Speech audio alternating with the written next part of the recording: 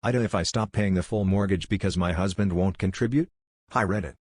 Edit to add, because I make more money when I go to work I would need to pay him child and spousal support.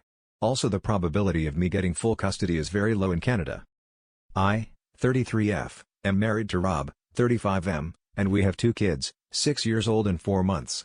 Rob has struggled with keeping a job for most of our 7-year relationship. He has an average job tenure of about 6 months before something happens, usually an issue with a boss or co-workers, that leads to him losing the job.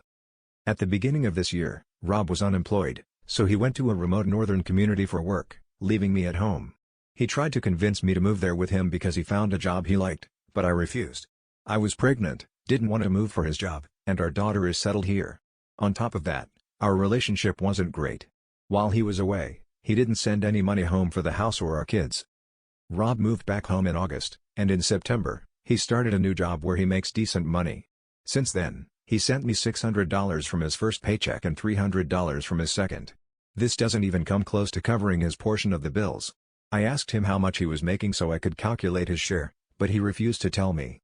He said he's paying off his credit card and saving for his second round of school. Now, he's threatened to stop sending any money altogether. Although I usually make more money, I'm on maternity leave, and while I get a top-up from work, it will end next month. I can't keep paying for everything on my own. I'm thinking of opening a separate account, moving all the bills to it, and paying my 50% while asking him to match it. If he doesn't pay, I'd let the bills go unpaid and let the situation play out, even though I know it will impact my credit badly. But honestly, if the house is foreclosed on, I would just leave. I can't afford to stay and pay for my half on my own. And unfortunately I also can't afford to leave and be stuck paying for 2 households. So, Ida, for considering doing this?